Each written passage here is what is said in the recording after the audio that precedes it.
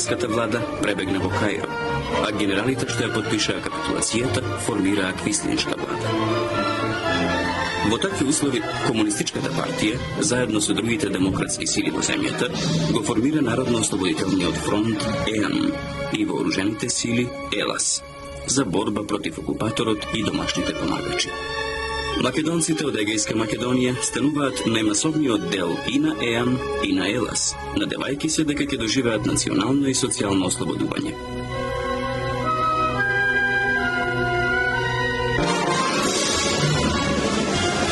Со продавничкиот акт во Варкиза 1945 година изневерени се надежите и на грчкиот и на македонскиот народ. Реакцијата, која за цело време на војната делуваше од странство, помогната од англиската војска и искористувајќи го неединството и колебливоста на раководството на Комунистичката партија на Грција, односно на ЕАН и ЕЛАС, повторно целата земја е претвора во крвава сцена. Таа војна, позната како граѓанска војна во Грција, најтешка беше за македонското население, подложено на погроми и масовен терор. Токму затоа, тие и први се организираат и го земаат оружјето в раце.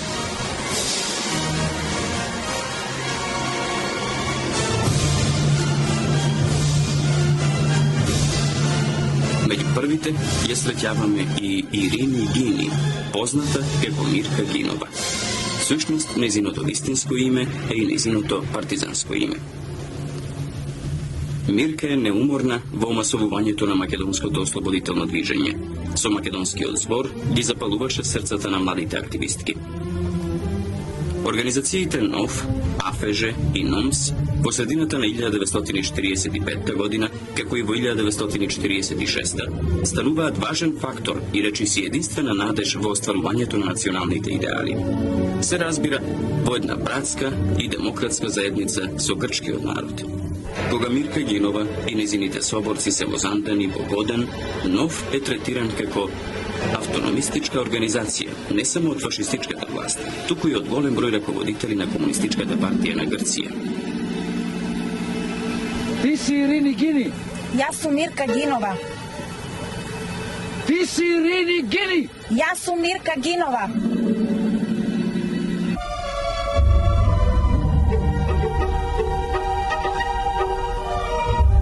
Мирка Гинова е родена на почетокот на 1916 година во село Росилово.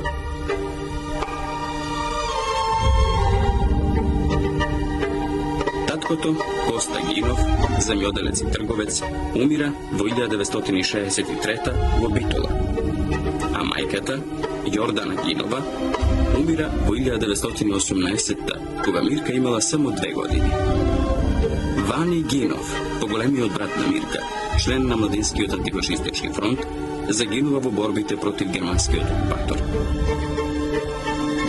Никола Гинов, помалиот брат на Мирка, офицер на Демократската армија на Грција, загинува во 1948 година во борбите на Вичо. Султана Гинова, сестра од вториот брак на Коста Гинов, борец на НОВ, тешко ранета во борбите кај Почеп, близу шумите кај што е фатена Мирка. Сега живее и работи во Скопје. Ташко Гинов е најмладиот брат, роден 1940-та, а сега живее и работи во Битола. Јас имам 3 девојки и учо првата кога ми се роди девојка, така имав голема желба, значи и самата уште у болницата, одма му го оставив името Мирка, да се вика. За да се сеќавам на нејното име до секојаш кој сум жива. Мирка се школуваше во Катраница, Воден, во Лерин посетува домаќинско училиште, а во Костур ја завршува учителската школа.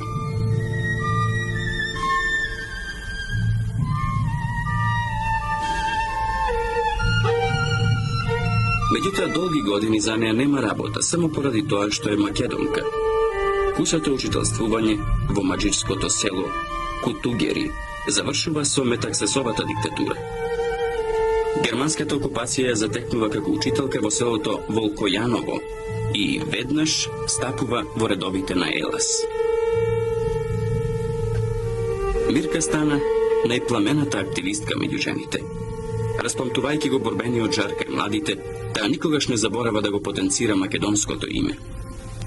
Во 1942 станува член на Реонскиот комитет на ЕПОН. На 2 август 1944 година зема учество во акцијата на Мухаремхан, кога е крената во воздух германската композиција, натоварена со оружје и муниција. Меѓутоа, таа не го предаде оружјето во 1945 година по предавството на Баркиза, туку пристапи кон вооружените одреди што ја продолжија борбата. Дојде Гуши во Русилво и го бараше Коста Гинов. И дојде кај нас, го најде татко ми и вика така бе Коста, да не ме разбере некој, вика ти така страшно, да не ме фатат милицијата. И сакам едно сега, што имате нешто да ми работи, дајте ми за Мирка, или да дојте вие и Султана да земеш и да се видите, со Мирка сака да дојте да се видат. Тамо, у Крунцелво ќе дојде. И ние кога отидиме таму у Крунцелво тој ден, тргнавме со татко ми и отидиме таму у Крунцелво. Ви казав дека се сретнавме таму у куќата на Дето Марко. И таму го најдовме Оча Јанов и како викнавме Мирка.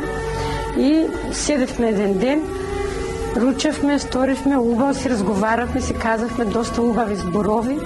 И од таму, кога дојде време, дојде еден курир и вика така и така. Научивме демека, дознавме дека ќе излезат грци, ќе прават епихириси. Ќе претресуват по планините демека. И сега што ќе правиме, ајде побргу да ве испратиме, да си одите, да не случајно встретнат или... Она сакаше, имаше желба да ме држи мене таму, сестра ми. Арно ме речучо така моментално да ми ќе прават епихириси на целото кој макчила, грците вика, поарно да се вратите со татко ми заедно, да се одите. И она дојде така, од целото долу така по... на нивјата таму, доле кај нивјата, у Крунцелво доле, дојде таму, се застанаме на едно место така, за да се поздравиме и татко ми почна, значи да му раскажува, Ирино, Керко, што ќе правиме, вика, ако те фатат и те устрелат, веле, еви, грците, веле, милиони пари дават, вика, само и само за да те фатат, вика. И почна да плаче, јас се погледнахме така трите еден со друг во очите и почнахме трите да плачеме.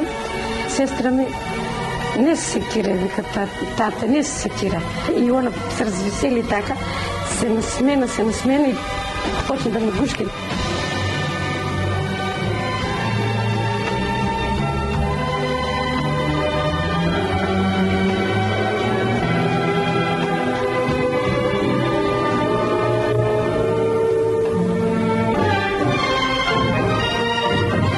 Организациите НОВ, АФЖ и НОМС во средината на 1945 стануваат важен фактор во остварувањето на националните идеали и токму поради тоа ја предизвикуваат реакцијата на монархофашистите.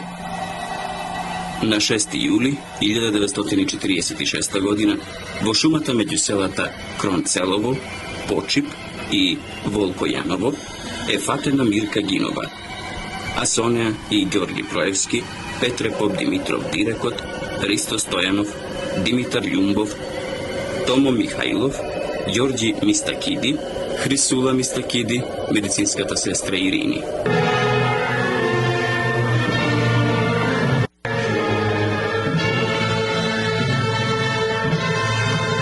Заробените беа однесени во манастирот во село Волкојаново и подложени на првите испитувања со кундаци, со тупаници, со кормење на коси, со кинење на лиштата. Кога ги исповедуваат по улиците на Воден, граѓаните да видат какви парталковци се дрзнале да се кренат против кралот и редот на земјата. И покрај тоа што облеката е искината, лицето окрвавено и потечено, и покрај тоа што е влечена за коси, удирана со клоци, Мирка, гордо и со високо крената глава чекори по улиците на Воден. Храбро и гордо се држат и другите. Граѓаните на Воден сите се на улица. Дојдени се не да се насладуваат на свирепата представа, туку да ја видат прославената илегалка Мирка Гинова, и да ја испратат на низиното последно патување.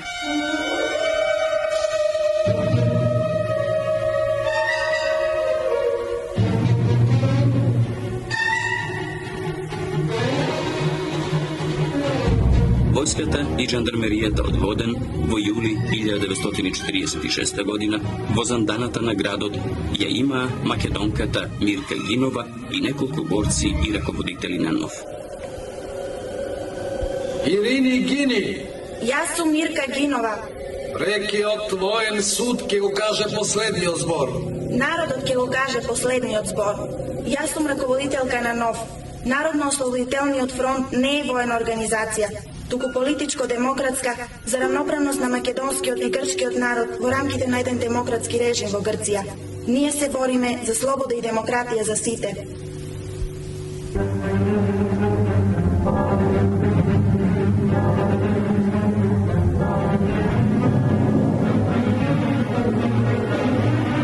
По повеќе деноноќни сослушувања и малтретирање, заробените партизани се спроведени во Ениче Вардар, каде што беа изведени пред воениот суд. Процесот се одржа во најголема тајност, ама вистината не може да се покрие ни со молкот на времето. Мирка Гинова стана легенда уште додека не беше убиена.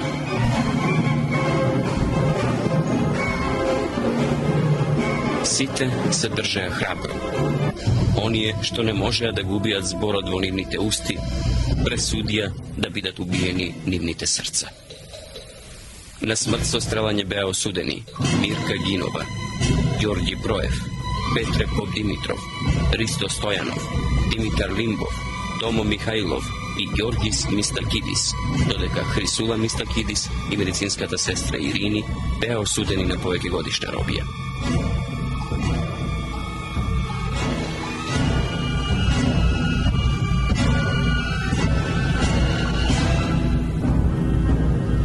Пред вратата на зората, близу свежиот извор со музика на платаните, една девојка минува со својот казнен одред. Таа не е принцеза, ниту ружа што утре ќе расцвета. Здраво, бледа, покосена трево. Јас не дојдов тука да шетам.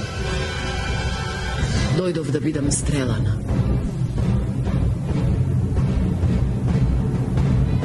За она што се случило во раните зори на 26. јули 1946 година, дознавме од писмото на еден анонимен свидетел, испратено до Коста Гинов, таткото на Мирка Гинова.